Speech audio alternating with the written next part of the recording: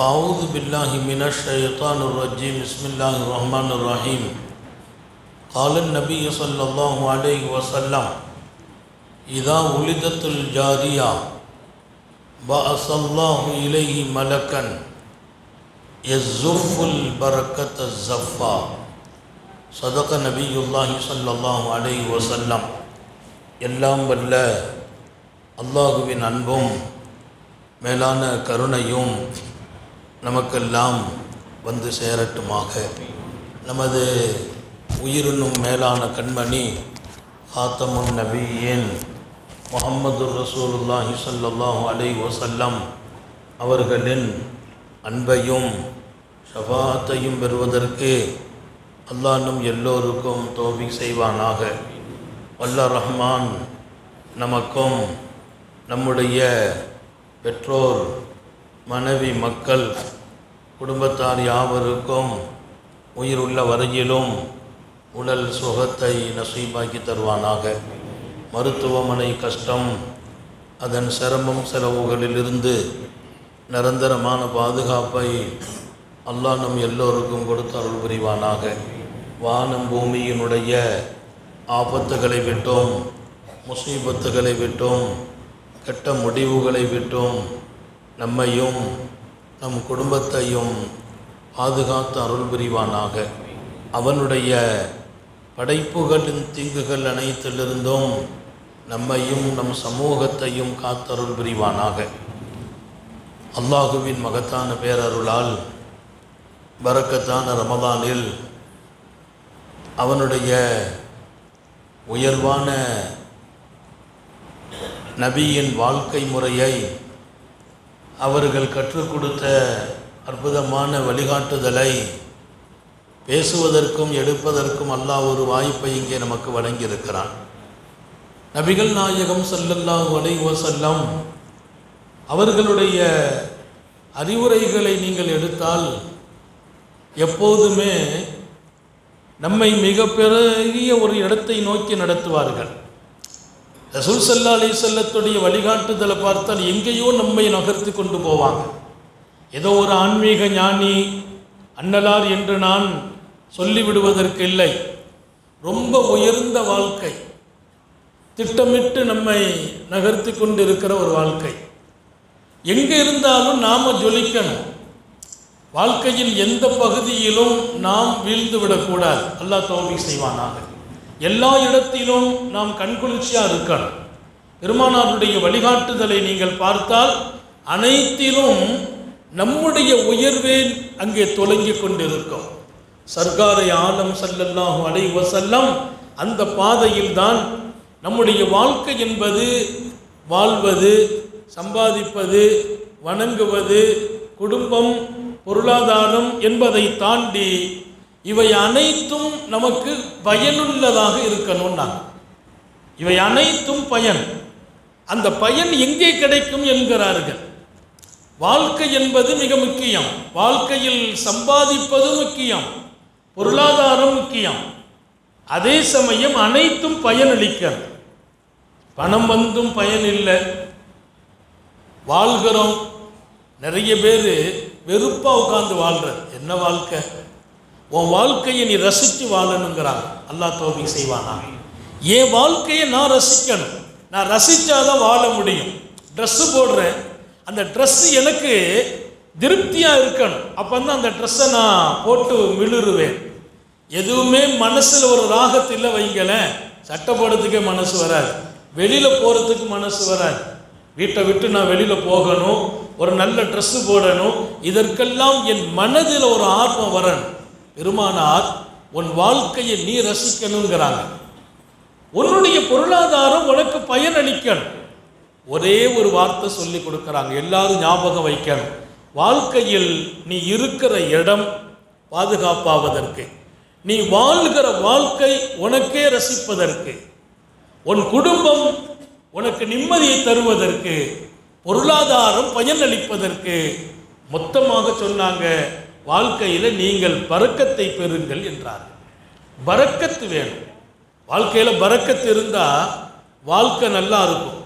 பரக்கத்துங்கிறது அதுக்கு முதல்ல நீங்கள் விளக்கம் புரிஞ்சுக்கணும். மின்ஹத்துல் இலாஹியா, அல்லாஹ்வின் இறைவனின் அருட்கொடை. பரக்கத்துன்னு சொன்னால் இறைவனின் அருட்கொடை, அவன் நாடியவர்களுக்கு வழங்குவர். பரக்கத்துக்கு அடுத்தடுத்து சொல்கிற பொருள் என்ன? அதில் கொஞ்சம் இருந்தாலும் அது கொஞ்சம் அல்ல, அதுதான் நிறைவானது. பரக்கத்து இருக்குமா, அங்கே ஆரோக்கியம் இருக்கும், நிம்மதி இருக்கும், சந்தோஷம் இருக்கும், செழிப்பு இருக்கும். எதுவும் நஷ்டத்தை நோக்கி போகாது. வாழ்க்கையை பரக்கத்தாக்க சொல்றாங்க பெருமானார். வாழ்க்கையில பரக்கத்து செய்யலாம். சாயிப் இப்னு யஸீத் ரலியல்லாஹு அன்ஹு நபித்தோழர் சாயிப் இப்னு யஸீத் அவங்களுடைய காலம் நீண்ட காலம் வாழ்கிறார். அவர் அடிமை அத்தா கிதுமத்து செய்து பழகியவர். ஒரு நாள் கேட்கிறார், உங்க தாடி அப்படியே மிளுரும், ஒயிட்டா இருக்கும், உங்க தாடி இவ்வளவு வெள்ளையா இருக்குது, ஆனா உங்க தலைமுடி மட்டும் கருப்பா இருக்குது, ஒரு முடி வெள்ளை கிடையாது. சாயிப் இப்னு யஸீதினுடைய தலையில ஒரு முடி கூட வெள்ளை இல்லை, பூரா கருப்பு. கருப்புன்னா அந்த டை அடிக்கிறதுலாம் இல்லை, இயற்கையிலே கருப்பா இருக்குது. நிறைய பேர் அப்படி லேசாக மாதிரியா கருப்பு டை அடிச்சுக்கிறாங்க, பையங்க அடிக்கிறாங்க, பெரிய ஆட்கள் அடிக்கிறாங்க.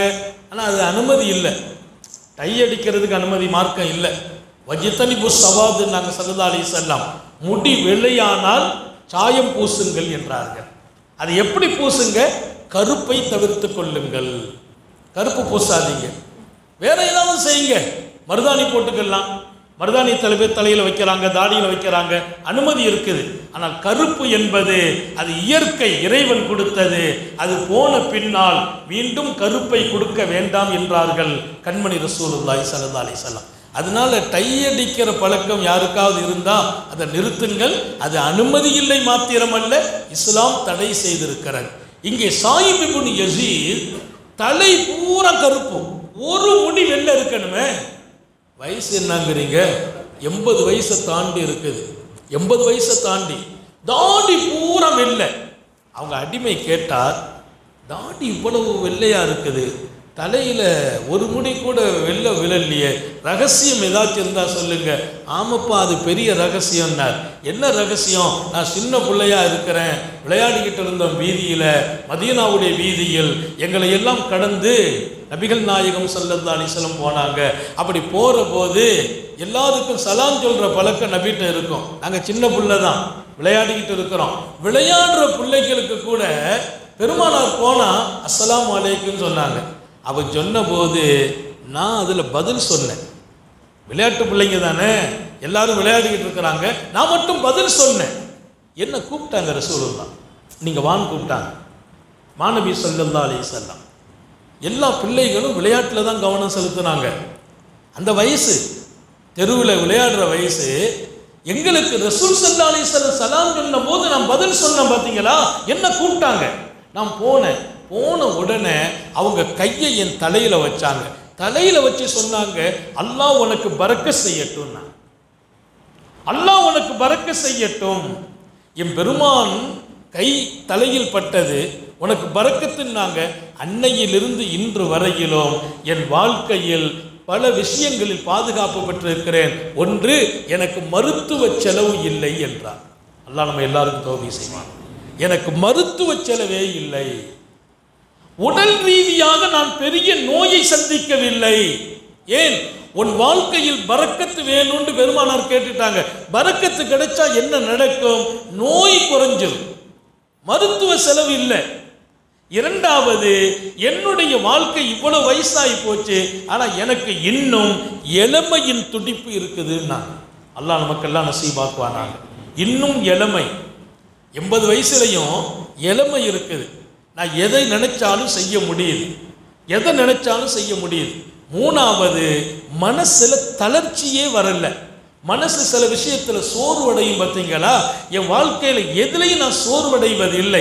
ஏன்னா என் பெருமான் எனக்கு கேட்ட துஆ, உன் வாழ்க்கையில் அல்லாஹ் பரக்கத் செய்யட்டும்னாங்க. வாழ்க்கையில பரக்கத்துங்கிறது இன்றைக்கு வரையிலும் முதுமையை நான் பார்க்க முடியவில்லை. உடலிலே தளர்ச்சி இல்லை, வியாதி இல்லை, மனசில தளர்வு ஏற்படவில்லை. இதற்கெல்லாம் மேலால் அவங்க கையை தலையில வச்சு துஆ செய்ததுனால இதுவரைக்கும் ஒரு வெள்ள முடி வந்ததே இல்லை. அதோட முக்கியம் இல்லை, அவங்க மௌத்தாகும் போது தலையில் ஒரு முடி வெள்ளை வரவில்லை.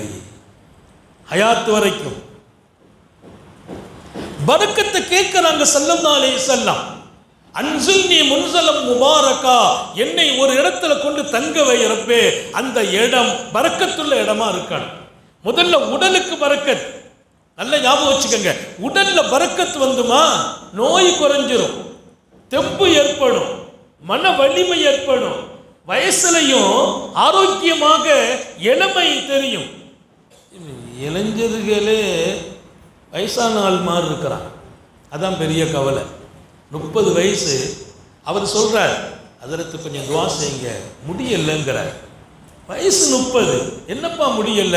சுகர் வந்துட்டுங்கிறார். 30 வயசுல சுகர், 30 வயசுல முடியல, 30 வயசுல எனக்கு கஷ்டமா இருக்குது. அன்னைக்கு பையன் போன பேசுறார், அதற்கு ராத்திரி பூரா தலை சுத்துதுங்கிறார். வயசு எத்தனைப்பா? 23 வயசுங்கிறார். 23 வயசுல இரவெல்லாம் தலை சுத்துது, எனக்கு ஒரு மாதிரியா இருக்குது, படுத்தா தூக்கம் வர்றது இல்லை. இதெல்லாம் ஒரு 80 வயசு மனிதர்கள் சொல்லும் நோயை இன்றைக்கு இளைஞர்கள் சொல்வார்கள். நான் வருத்தப்படுகிறேன். உத்தம நபிகள் கற்றுக் கொடுத்த ஒரு வாழ்க்கை.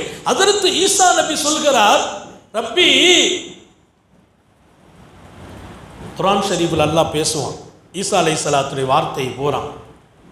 அவங்க என்னமெல்லாம் பேசுனாங்க, அவங்க சொன்ன வார்த்தை. நான் தொட்டில் பேசுறாங்க, அல்லாஹ் என்ன நபியாக்கினான், ஓ ஜஅலனி முபாரக்கன், நீ பரக்கத்து பெற்ற மனிதனாக என்னை ஆக்கினான். ஓ ஜஅலனி முபாரக்கன், பரக்கத்து பெற்ற மனிதன். ஏன்னா இங்கே பயான் வெறும்னு கேட்டுட்டு போறது இல்லை, என் டோட்டலா என் வாழ்க்கை நிம்மதி ஆக்கணும், என் உடல் பாதுகாப்பா இருக்கணும், என் உள்ள ஆரோக்கியமா இருக்கணும், பொருளாதாரம் பரக்கத்தா இருக்கணும். அவங்க கேட்டாங்களா, அல்லாஹ் என்ன பரக்கத்தாக வாழ வைத்தான் என்று சொல்லும் அந்த வார்த்தை, ஓ ஜஅலனி முபாரக்கா, என்னை பரக்கத்து பெற்ற மனிதனாக ஆக்கினான். எனக்கு எந்த வகையிலும் உடல் ரீதியாக மன ரீதியாக இடையூறுகள் வருந்ததில்லை. அதை தாண்டி பரக்கத்து பெற்ற மனிதன் என்று சொன்னால் நம்ம காரியம் பூரா சிரமம் இல்லாமல் நிறைவேறும். அல்லாஹ் நம்ம எல்லாருக்கும் தௌபீக் செய்வானாக. இது மின்ஹத்தே இலாஹின்னாங்க இல்லையா, இறைவனின் அருட்கொடை. நம்ம ஒரு காரியத்தை சக்சஸ் ஆக்க வேண்டியதில்லை, நம்ம ஒரு காரியத்தை போய் செய்தோம், அந்த காரியம் சக்சஸ் ஆகும், அது ஒரு பெரிய பாக்கியம். அப்போ உடல் ரீதியாக நாம் பரக்கத்தை அல்லாஹ்ட்ட கேட்கணும், அல்லாஹ் என்னுடைய உடலுக்கு பரக்கத்து செய். அப்போ உடல்ல கிடைக்கிற பரக்கத் என் வாழ்க்கைக்கு பரக்கத்து செய், வாழ்க்கை பூரா பரக்கத்தாயிடும். அதுல பெரிய விஷயம் என்னன்னு சொன்னா, பெருமானார் எங்க வீட்டுக்கு பரக்கத்து செய்ய கேட்கிறாங்க. அன்சில்னி முன்சலம் முபாரக், பரக்கத்தான இடத்துல என்ன கொண்டு தங்க வையும் கேட்கிறாங்க. அந்த இடம் பெருமானாரின் வீடு மாத்திரமல்ல, மதீனாவையும் அப்படி கேட்கிறார்கள். மதீனா தையிபா, அது மனமான பூமியாக மாறியது. நாம் போய் இறங்குற இடம் பரக்கத்து பெற்ற இடமா இருக்கணும். எந்த இடத்துல இருக்கிறோமோ அந்த இடம் பரக்கத்தா இருக்கணும். வீட்டில் பரக்கத்து இல்லை வைங்களேன், வீடு நிம்மதியை காணாக்கிடும். வீட்டில் பரக்கத்து இல்லை, வீட்டில் நிம்மதி போயிடும். இன்னைக்கு எல்லாம் நிறைய பேருக்கு வீட்டில் நிம்மதி இல்லை, வீடு நிம்மதியை இழக்க செய்கிறது. யார்கிட்டையும் பேச மனசு வர்றது இல்லை, வீட்டில் கொஞ்சம் கலகலப்பாக இருக்க முடியல. நீங்கள் வீட்டுக்கு போன உடனே துவா செய்யணும், யா அல்லாஹ் இந்த வீட்டை எனக்கு பரக்கத்தாக்கி வை. நபி பெருமானார் கேட்கிறாங்க, என்னை பரக்கத்தான இடத்தில் கொண்டு தங்க வைப்பாயாக. அப்போ பரக்கத்தான இடத்தில் நாம் தங்குவதால் நம் பரக்கத்துன்னா அதிகம் அப்படின்னு அர்த்தம் விளங்கிடக்கூடாதுங்கிறேன். அது இறைவனின் பேரருள். அப்படிப்பட்ட இடத்துல போய் நம்ம தங்கிட்டோம், தங்கி இடமே நமக்கு ஒரு பெரிய மன நிறைவை தந்துவிடும். ஸல்லல்லாஹு அலைஹி வஸல்லம் ஒரு ஹதீஸை சொன்னாங்க, தாயினுடைய கருவில குழந்தை தரிக்கிற போது ஆணு பெண்ணுங்கிறது அல்லாஹ் டிக்ளேர் பண்றான். அது ஆணோ பெண்ணோ, பெண்மகளை அல்லாஹ் கருவில தரித்தால் இதான் வலதத்தில் ஜாரியா, அது பெண் குழந்தை பிறக்குது. பெண் குழந்தை பிறக்குது. பிறக்கும்போது வாசல்லாஹு அஸ்ஸ வஜல் மலக்கன், அல்லாஹ் ஒரு மலக்கை அனுப்புவான். நம்ம பொதுவாக எல்லாருக்குமே பையன் பிறக்கணும்னு ஆசை இருக்கும், எல்லாருக்கும் இருக்குது. கல்யாணம் முடிச்சுட்டா குழந்தை வேணும்னு துவா செய்ய சொல்லுவாங்க. குழந்தை உண்டாயிட்டாங்கன்னா அதற்கு ஒரு பையன் ஆம்பளை பையன் பிறக்கணும்னு துவா செய்யுங்க அப்படின்னு சொல்கிற பழக்கம். அது எல்லாத்தையும் இருக்குது. ஆனால் பெருமானார் ஸல்லல்லாஹு அலைஹி வஸல்லம் சொன்னாங்க, அல்லாஹ்வுடைய கருணையில் வயிற்றில் தரிக்கிறது அல்லாஹ்வுடைய ஏற்பாடு. அது ஒரு பெண் மகள் பிறக்கிற போது அல்லாஹ் ஒரு மலக்கை அனுப்பி யஸுஃபுல் பரக்கத்த ஸஃபா, அங்கே ஒரு மலக்கு இறங்குவார், பரக்கத்தை கொட்டு என்று சொல்வான் அல்லாஹ். அந்த பெண்மகள் மீது அல்லாஹ் பரக்கத்தை கொட்ட வைப்பான் மலக்கை கொண்டு. நல்ல ஞாபகம் வச்சுக்கங்க. உங்களை பெண்மகள் பிறந்துட்டாங்கன்னா கஷ்டமோ சிரமமோ அப்படிலாம் யோசிக்க வேண்டாம். பெண் பிறக்கும் போதே பரக்கத்தோடு பிறக்கிறார். அதனால்தான் எந்த வீட்டில் பெண் பிள்ளைங்க இருக்கிறாங்களோ அந்த வீடு பரக்கத்தில் நாங்கள் ஸல்லல்லாஹு அலைஹி வஸல்லம். உங்கள் வீட்டில் பெண்மகள் இருக்கிறாளா, உங்கள் வீடு பரக்கத். ஏன்? கருவில் இருந்து இந்த உலகில் அவதரிக்கிற போது யஸுஃபு இலைஹி அல் பரக்கத்த ஸஃபா, அந்த மலக்கு இறங்கி பரக்கத்தை கொட்டுவார். பரக்கத்தை கொடுப்பார்னு சொல்லல, பரக்கத்தை கொட்டுவார். அல்லாமா தபரானி அறிவிக்கிறார் இந்த ஹதீஸை.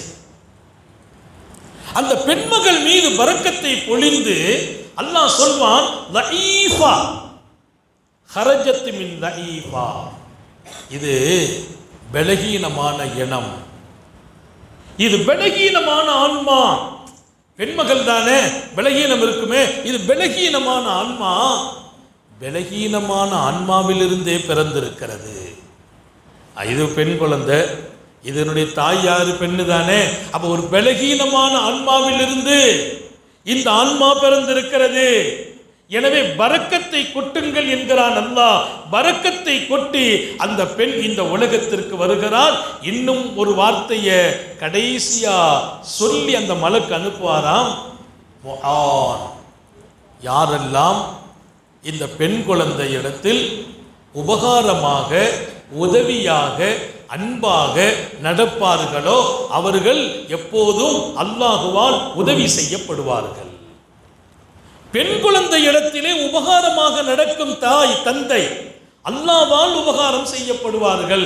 அதனால வீட்டில் பெண் மக்களை கொஞ்சம் வித்தியாசப்படுத்தி பார்க்கறது, அவங்கள 2வது இடத்துல வச்சு பார்க்கறது, பையனுக்கு கொஞ்சம் முக்கியத்துவம் கொடுக்கறது, அதையெல்லாம் நாம் கொஞ்சம் கவனத்தில் எடுக்கணும்.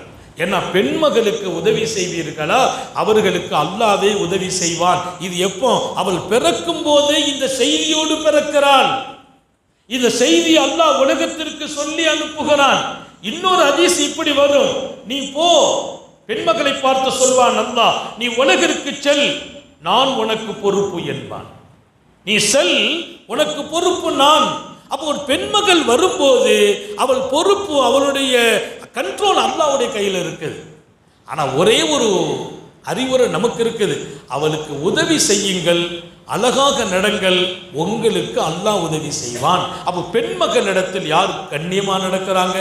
சில நேரங்களில் கல்யாணம் முடிச்சு கொடுத்த பின்னால் சில பேர் அந்த மக்களோட சரியாக நடக்கிறது இல்லை. கல்யாணம் முடித்த பின்னால் எல்லாம் தான் முடிஞ்சு போச்சுமா, உனக்கு கொடுக்க வேண்டியதெல்லாம் கொடுத்து முடிச்சாச்சு. அது அல்ல காசா காரியம். அன்பு என்பது அது எல்லா காலத்திலும் இருக்கணும். கல்யாணம் ஆகிட்டு காசை கொடுத்துட்டோம், வீட்டை கொடுத்துட்டோம், நகையை கொடுத்துட்டோம், நல்ல மாப்பிளை பார்த்து கொடுத்துட்டோம், அதனால எல்லாம் உனக்கு செய்ய வேண்டியதெல்லாம் செய்துட்டேன் அப்படின்னு சொல்லக்கூடிய தந்தை எப்படி நல்ல தந்தையாக இருக்க முடியும்? அன்பு வேண்டாமா? திருமணமானாலும் பல ஆண்டுகள் கடந்தாலும் அன்பு என்பது இருக்க வேண்டும். எனவேதான் நபிகள் நாயகம் ஸல்லல்லாஹு அலைஹி வஸல்லம் பெண்மகளுக்கு யாரெல்லாம் உதவி செய்கிறார்களோ, பெண்மகளோடு யாரெல்லாம் அழகாக நடக்கிறார்களோ அவர்கள் அல்லாஹுவால் உதவி செய்யப்படுவார்கள். முஆன், அவருக்கு உதவி செய்யப்படும். யாருக்கு?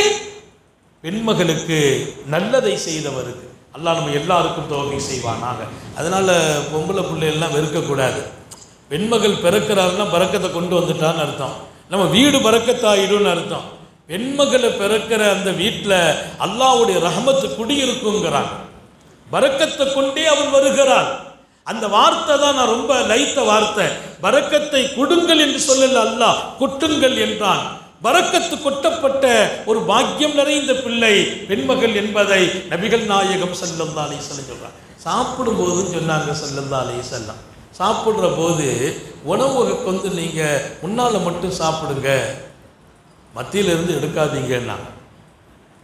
நம்ம சாப்பிட்ற உணவு இருக்குல்ல, நம்ம பொம்பளைங்க பெரிய ஆட்கள்லாம் சொல்லுவாங்க மத்தியில் எடுக்காதீங்க, களம் வச்சாலும் சொல்லுவாங்க முன்னால் சாப்பிடுங்க, மத்தியில் எடுக்காதீங்க. சஹாபிகளுக்கு ரசூல் சொன்ன வார்த்தை, நீங்கள் உண்ணும் போது முன்னால் எடுங்கள், மத்தியை எடுக்காதீர்கள், கடைசியில் சாப்பிட்டுக்கலாம் மத்தியில். ஏன் நாயகமே? மத்தியில் பரக்கத்து இறங்குகிறது என்றார். என்சிலுல் பரக்கத்து ஃபீ வஸ்திஹி, உணவின் மத்திப்பாகத்தில் பரக்கத்து இறங்குது. அது நான் தனியாக சாப்பிட்டாலும் சரி, கூட்டா இருந்து சாப்பிட்டாலும் சரி, அந்த மத்தியில பரக்கத்து இறங்கும். நம்ம முன்னால தான் சாப்பிடணும். அப்படியே எடுத்து எடுத்து எடுத்து கடைசியாக அந்த மத்தி எடுக்கணும். என்ன பரக்கத்து இறங்கி கொண்டு இருக்கும் என்று சொன்னவர்கள் காத்தமுன் நபியின் ஸல்லல்லாஹு அலைஹி வஸல்லம். அதோடு நீங்கள் பருகிற பானம், உண்ணும் உணவில் பரக்கத்து வேணுமா? மத்தியில் இருக்குது, கொஞ்சம் கொஞ்சமாக சாப்பிடுங்க, அது பரக்கத்து கடைசியில் அனுபவியுங்கள். சாப்பிட்டு முடிக்கிற வரைக்கும் பரக்கத்து இறங்கிட்டு இருக்குங்கிறாங்க. இதையெல்லாம் நம்ம அனுபவிக்கணுங்கிற. சாப்பாடு பரக்கத்தானா என்ன தெரியும்? அந்த உணவு உடலுக்கு தேவையான சக்தியை கொடுத்துரும். உடல்ல எந்த வகையான தீங்கையும் அந்த உணவு கொடுக்காது. அந்த உணவு போதுங்கிற நிலைக்கு வந்துடும்.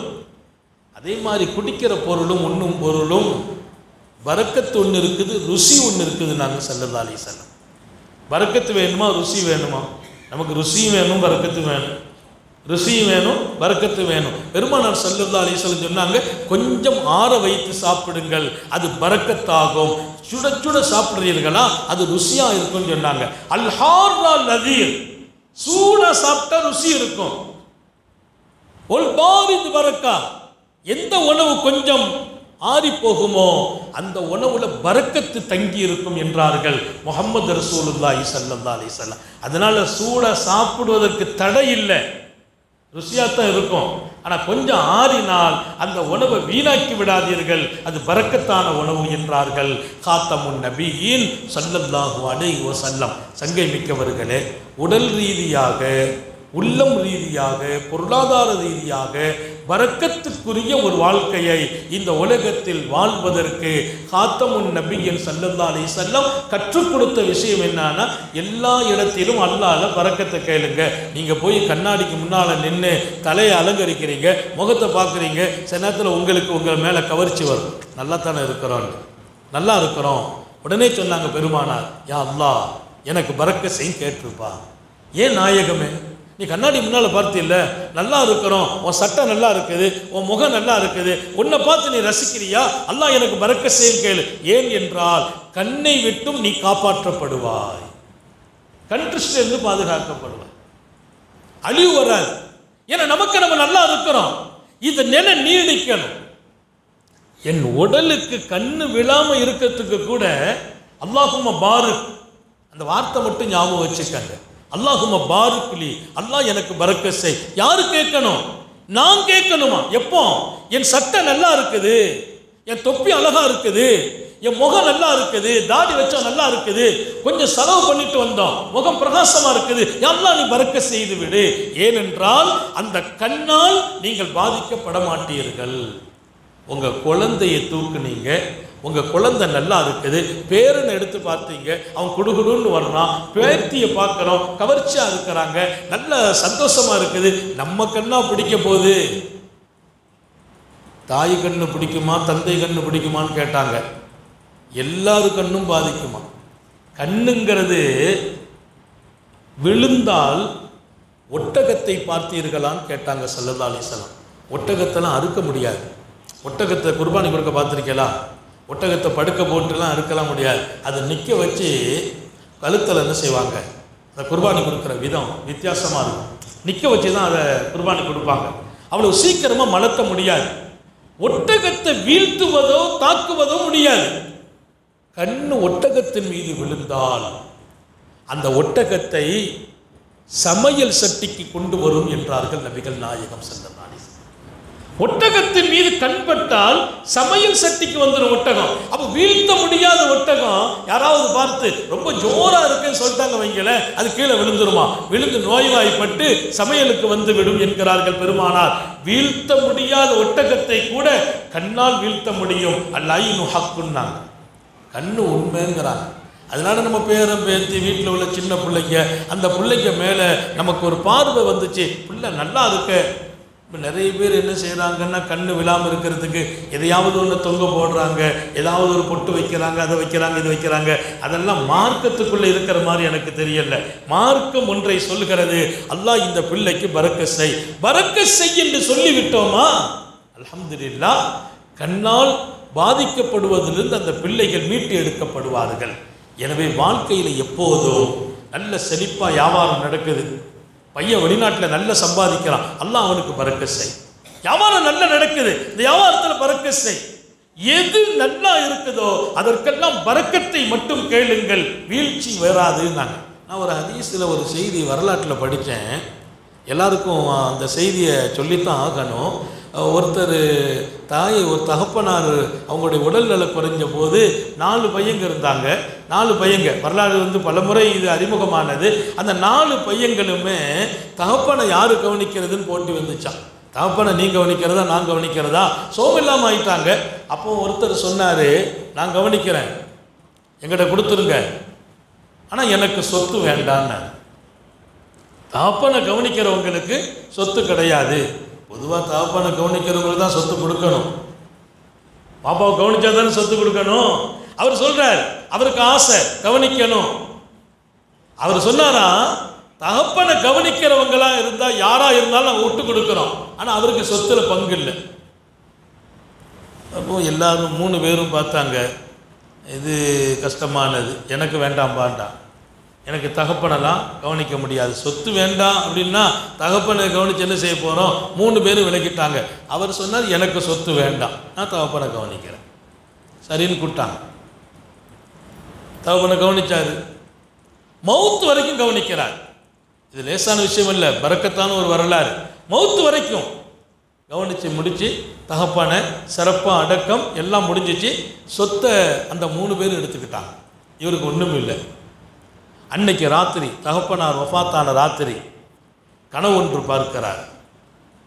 அந்த கனவில், என்னிடத்துல 100 தங்க காசு இருக்குது, அதை போய் எடுத்துக்கப்பா, உங்கள் வாப்பாவுக்கு ஹிதுமத் செய்ததுனால சொத்தும் வேண்டான்னு சொல்லிட்ட, 100 தங்க காசு இருக்கு, போய் எடுத்துக்கா. அவர் கேட்டாராம், அல்வி பரக்கா, 100 தங்க காசு முக்கியம் இல்லை, அதில் பரக்கத்து இருக்கான்னு கேட்டார். அதில் பரக்கத்துண்டா? கனவுல சொன்னவங்க சொன்னாங்க, லாபி பரக்கா, அதில் பரக்கத்து இல்லைப்பா, அப்போ எனக்கு வேண்டான்ட்டார். 100 தங்க காசு, சாதாரண ஒரு தங்க நாணயம் என்பது 4.25 கிராம். 4.25 கிராம் ஒரு தீனாருங்கிறது 4.25 கிராம். 100 தங்க காசு, அது வேண்டாம், அதில் பரக்கத்து இல்லைன்னா வேண்டாம். காலையில் மனைவி அவங்கள்ட்ட சொன்னான், ஸ்ரீதேவி, ராத்திரி ஒரு கனவு பார்த்தேன், பாப்பாவை கவனித்ததற்கு 100 தங்க காசு இருக்குதுன்னு சொல்லிட்டாங்க, வாங்க போயிடுவோன்னு அந்த அம்மா கூப்பிடுது. இல்லை அதில் பரக்கத்து இருக்கான்னு கேட்டேன், இல்லைன்ட்டாங்க, வேண்டான்னு சொல்லிட்டேன். பொழைக்க தெரியாத ஆளாக இருக்கிறீங்கள, எங்க நீங்கள் பொழைக்க தெரியாத ஆளாக இருக்கிறீங்களா? அன்னைக்கு அப்படி தான் வாப்பாவோட ஹிதுமத்தை நான் செய்கிறேன், எனக்கு சொத்து வேண்டான்னு ஹிதுமத் செய்தீங்க, சரி வாப்பான்னு விட்டு கொடுத்தோம், இப்போ தங்க காசு பதில் வருது, அதுலேயும் பறக்கத்தில்னா வேண்டான்னு சொல்லிட்டீங்களே, பொழைக்க தெரியலையேன்னு அந்த அம்மா கொஞ்சம் வருத்தப்பட, 2வது நாள் காட்சி வருது கனவில், 10 தங்க காசு இருக்குது, இந்த இடத்துல போய் எடுத்துக்கங்க. அப்போ கேட்டால் அதில் பறக்கத்து இருக்கான்னு, இல்லை பறக்கத் இல்லை, அப்போ வேண்டாம். காலையில் எழுந்திரிச்ச உடனே இந்த மனுஷன் சும்மா கிடக்க ஒரு பஞ்சாயத்தை போய் சொன்னார், ராத்திரி கனவுல 10 தங்க காசு இருக்குது. அந்த அம்மா உடனே கேட்குது, பறக்கத்து இருக்கான்னு கேட்டிருப்பியல, அதே விளக்கம் சொல்லு. ஆமாம் கேட்டேன், இல்லைன்னு சொல்லிட்டாங்க, வேண்டான்னு சொல்லிட்டேன். உங்களை கல்யாணம் முடிச்சதே தப்பாக போச்சுன்னு சொல்லிச்சு. எனக்கு பறக்கத்து இருந்திருந்தால் உங்களை கட்டியிருக்க மாட்டேன், எனக்கு பறக்கத்து இருந்தால் உங்களை கட்டியிருக்க மாட்டேன். எங்க 10 தங்கமும் வேண்டான்னு சொல்லிட்டீங்களே. அவர் சொன்னால் அதில் பறக்கத்து இல்லை, அது வந்தால் பிரயோஜனம் வராது. நான் எதுக்கு சொல்கிறேன், வாழ்க்கையில் கோடி வர்றது இல்லை, அது பறக்கத்து இருக்கான். வரக்கூடிய பணம் பறக்கத்தான் இல்லை வைங்கள, வாழ்க்கைக்குள்ள நஷ்டத்தை கொண்டு விட்டுரும், நோய்க்கும் ஆஸ்பத்திரிக்கும் செலவாயிட்டே இருக்கும். 3வது நாள் கனவு பார்க்கிறார், நீ உன் தந்தையை கவனித்ததால் இந்த இடத்துக்கு போ, 1 தங்க காசு இருக்கு எடுத்துக்கா, அதில் பறக்கத், ஆமாம் பறக்கத்து இருக்கு, அது பறக்கத்தான காசு. போனார், தோண்டினார், 1 தங்க காசு எடுத்தார். எடுத்துகிட்டு நேராக போய் வீட்டில் மனைவி மக்களுக்கு வாங்க வேண்டிய ஜாமான்கள் பொருள்லாம் எடுத்துகிட்டு அதை கொண்டு போய் ஒரு மீனை வாங்கினார். 2 மீன் அந்த ஒரு தங்க காசில் வாங்கிட்டு வர்றார். வீட்டுக்கு எல்லாம் ஜாமான்லாம் வாங்கிட்டு 2 மீன் வாங்கினார். நல்ல பிரம்மாண்டமான மீன், பெரிய மீன். 2 வீட்டுக்கு கொண்டு வந்தார். ராத்திரி பார்த்தேன் கனவுல கிடச்சிச்சு ஒரு தங்க நாணயம். அந்த மீனை கொண்டு போய் பிஸ்மில்லா வீட்டில் வச்சு அறுத்தா உள்ளுக்குள்ள விலை மதிக்க முடியாத அழகான ஒவ்வொரு மீனிலும் ஒரு தங்க முத்து இருக்குது. இந்த வரலாறு ஒருத்தர் எழுதல்ல, பெற்றோர்களின் ஹிதுமத்திற்கு அல்லாஹ் கொடுக்கிற கூலிங்கிற பேரால் பல பேர். தங்கம் தங்கம் என்ன பெரிய தங்கம், 100 என்ன 100, 200 என்ன 200 முத்து இருக்குது. அந்த முத்தை பார்த்தீங்கன்னா பல பல பல பல அதனுடைய மிழுக்கம், அதனுடைய மதிப்பை சொல்ல முடியல. செய்தி ஊரில் பரவிட்டு, செய்தி ஊரில் பரவு 2 முத்து இருக்குது. 2 முத்தையும் பார்த்து கூட்டம் கூட்டமாக ஊர் ஊராக பார்க்க வர அந்த அம்மாவுக்கு ரொம்ப சந்தோஷம். அந்த அம்மா சொல்லிச்சு, உங்களை கல்யாணம் முடிச்சு நல்லது தான். இந்த பொம்பளைங்களை பொறுத்தவரையில் அப்பப்போ அவங்கள கொஞ்சம் நமக்கு விசேஷமாக கவனிச்சுக்கிட்டே இருக்கணும். அப்போ திடீர்னு வேண்டாம்னு சொல்லுவாங்க, திடீர்னு சரிம்பாங்க. எல்லாத்துக்கும் நம்ம ஒத்து போயிட்டே இருக்கணும். நமக்கு பேர் எனக்கு அதனால தான் எஸ்எஸ் எல்லாம் ஓகே, எல்லாம் ஓகே. அப்போ நிம்மதியாக வாழ முடியும். துன்யாவில் நம்ம வாழ்றது பெரிய பாக்கியம். மனைவியர்களின் பொருத்தத்தோடு வாழன் அல்லாஹ் எல்லாருக்கும் தௌஃபீக் செய்வானாக. உத்தம நபி ஸல்லல்லாஹு அலைஹி வஸல்லம் அவர்கள் சொன்ன அந்த வாழ்க்கையை வாழ்ந்து காட்டிய அந்த பெருமக்கள், அந்த 2 முத்தும் அந்த நகரத்திலேயே பிரபலியமாக அரசர் வரைக்கும் செய்தி போகுது. அரண்மனையிலிருந்து அழைப்பு வருது, அந்த முத்தை கொண்டு வாங்கன்னு. இங்கிருந்து கொண்டு போனால் அதனுடைய மதிப்பை உணர்ந்த அரசர், அதை எங்களிடத்தில் கொடுங்கள், உங்களுக்கு பகரம் தருகிறோம் என்று 2 பை நிரம்ப தங்க காசை அதற்கு பகரமாக கொடுத்து அனுப்புகிறார். அவர் அந்த 2 முத்தையும் அரசவையில் கொடுத்துவிட்டு 2 பை நிரம்ப தங்க காசு, அது எத்தனை எண்ண முடியாத தங்க காசுகளை வீடு கொண்டு சேர்த்தார். இப்போது வரலாறை பெருமக்கள் முடிப்பார்கள். பெற்றோர்களுக்கு செய்யும் பணிவிடையில் அல்லாஹ் கொடுத்த கூலி இப்படித்தான் இருக்கும். அதை விட அந்த 1 தீனாரில் பரக்கத் இருந்தது. அந்த பரக்கத்தை இப்போ அவர் அனுபவிக்கிறார். காசு பணம் வர்றதை விட பரக்கத்தோடு வரணும். அல்லாஹ் நம்ம எல்லாருக்கும் தௌஃபீக் செய்வானாக. உத்தம நபிகள் ஸல்லல்லாஹு அலைஹி வஸல்லம் அந்த துஆவை நமக்கு கற்றுக் கொடுக்கறாங்க. வாழ்க்கையில் பரக்கத்தை கேளுங்கள். ஈசா அலைஹிஸ்ஸலாம் அல்லாஹ் என்ன பரக்கத்தாக ஆக்கினான் என்று சொல்கிற அந்த வார்த்தை, நான் தங்கும் இடத்தை பரக்கத்தாக்கிவை என்று கேட்ட மாணவியின் அற்புதமான துஆ. இதற்கெல்லாம் மேலால் ரசூல் ஸல்லல்லாஹு அலைஹி வஸல்லம் உங்கள் வாழ்க்கையில் உங்களுக்கே ரசிக்கிறது என்றால், உங்கள் பிள்ளைகள் மீது உங்களுக்கு ஒரு வகையான கவர்ச்சி தெரிகிறது என்றால் உடனே துஆ செய்திருங்க, அல்லாஹ் அதுல பரக்கத் செய். இல்லை என்றால் கண்ணால் பாதிக்கப்பட்டு விடலாம். பரக்கத்து கிடைத்தால் கண் கூட ஏற்படாது. அப்போ இந்த விஷயம் என்ன விளங்குது? வீட்டில் பரக்கத்தா, குடும்பத்தில் பரக்கத்து, பிள்ளைங்களுக்கு பரக்கத்து, நமக்கு பரக்கத்தா, கண்டிஷ்டு கூட ஏற்படாது. அல்லாஹ் அப்படி ஒரு வாழ்க்கையை நசீபாக்குவானாக. அப்போ நான் சொன்ன பெருமானாரின் வழிகாட்டுதல் அழகாக இருக்கும். நான் உயர வேண்டும், உயரும் இடத்துல வீழ்ந்துடக்கூடாது, பணம் வரணும், வந்த பணம் பிரயோஜனம் இல்லாமல் போயிடக்கூடாது, பரக்கத்தா இருக்கணும், உடல் அழகா இருக்கணும். அந்த அழகே பல பேருக்கு நஷ்டமா போயிருது. ரொம்ப அழகா இருந்ததுனால பார்த்து பார்த்து பல பேரின் ஏக்கத்தால் அவர் விழுந்துடுறார். அப்ப அழகு இருக்கணும், அந்த அழகு எனக்கு பரக்கத்தாக அமையணும். இப்படிப்பட்ட ஒரு வாழ்க்கையை எல்லாம் அல்ல அல்லாஹ் எப்போதும் ஆளச் செய்வானாக. நம்ம வாலிபம், நம்முடைய முதுமை இரண்டுமே ஆரோக்கியமாக இருக்கணும். அப்போ டெய்லி துவா செய்யணும். அல்லாஹும்ம பாருக்கிலி, யா அல்லாஹ் நீ எனக்கு பரக்க செய்வாயாக. ஒது செய்கிறோம் பற்றியெல்லாம், ஒது செய்யும் போது கேட்குற முதல் துவா அல்லாஹும்ம பாருக்கிலி ஃபீமாலி, யா அல்லாஹ் என் வாழ்விலும் பொருளிலும் பரக்க செய்வாயாக. சாலிஹீன்கள் கேட்குறாங்க. இதை விட ஒரு பெரிய செய்தி நான் படித்தேன். அல்லாஹும்ம பாருக்கிலி ஃபில் மௌத் ஃபீமா பாதல் மௌத், அல்லாஹ் என் மௌத்தில் பரக்க செய்வாயாக. இப்போ தான் நீங்கள் அர்த்தம் கொடுக்கணும். மௌத்தில் பரக்கத்துன்னா அதிகம் அப்படின்னு அர்த்தம் இல்லை. பரக்கத்துக்கு அதிகம்னு ஒரு அர்த்தம் இருக்கே தவிர அதுதான் அர்த்தம் அல்ல. என் மரணத்தில் பரக்க செய், டெய்லி ஓதணுமா. என் மௌத்துக்கு பின்னால் உள்ள வாழ்க்கையிலும் பரக்க செய். அப்போ மரணத்தில் பரக்கத்துனா என்ன? மரணம் என்பது கஷ்டம் இல்லாமல் நடக்கணும், மரணம் என்பது ஈமானோடு நடக்கணும். இந்த மரணம் என்னை திருப்திப்படுத்தணும், என் அமல்கள் எல்லாம் அங்கீகரிக்கப்படணும். அப்படி ஒரு மௌத், அத மௌத்தில் பரக்கத் செய் என்று வல்லல் நபி ஸல்லல்லாஹு அலைஹி வஸல்லத்தை அடிப்படையாக வைத்து சாலிஹீன்கள் துஆ கேட்கிறாங்க. எல்லாம் வல்ல அல்லாஹ் நம்முடைய வாழ்க்கை நெடுகிலும் பரக்கத் செய்வானாக. பரக்கத்தை கொண்டு நம்மை பாதுகாப்பானாக. ஆரோக்கியத்தை, அவன் கொடுத்த பொருளை, அவன் கொடுத்த குடும்பத்தை, அவன் கொடுத்த வீட்டை அல்லாஹ் எப்போதும் நமக்கு மகிழ்ச்சியாக்கி தருவானாக. பரக்கத்தை கேட்கிற வாழ்க்கையை நசீபாக்குவானாக. நீண்ட நெடிய நாட்கள் நோய் நொடிகள் இல்லாமல் உடல் ஆரோக்கியத்தோடு மனநிறைவோடு இன்பத்தோடு அல்லாஹுவை நின்று வணங்கி வழிபட்டு வாழும் நசீபையும் பாக்கியத்தையும் எல்லாம் அல்லாஹ் உங்களுக்கும் எனக்கும் நம்மை ஈன்றெடுத்த தாய் தந்தையர்களுக்கும் நமது மனைவி மக்கள் உற்றார் உறவினர் யாவருக்கும் கொடுத்தருள் புரிவானாக. நமது உயிரினும் மேலான கண்மணி ஃபாத்தமுன் நபியின் சர்க்காரை ஆலம் சுந்தர நபிகள் ஸல்லல்லாஹு அலைஹி வஸல்லம் அவர்களை கனவிலும் நனவிலும் கண்டுகளிக்கும் பெரும் பாக்கியத்தை அல்லாஹ் நம் எல்லோருக்கும் கொடுத்தருள் புரிவானாக என்ற நல்ல துஆக்களோடு உங்கள் எல்லோருடைய துஆவை ஆதரவை என் வார்த்தைகளை நிறைவுபடுத்துகிறேன். வாஹிரு தஅவானா அல்ஹம்துலில்லாஹி ரப்பில் ஆலமீன். அஸ்ஸலாமு அலைக்கும் வரஹ்மத்துல்லாஹி வபரகாத்துஹு.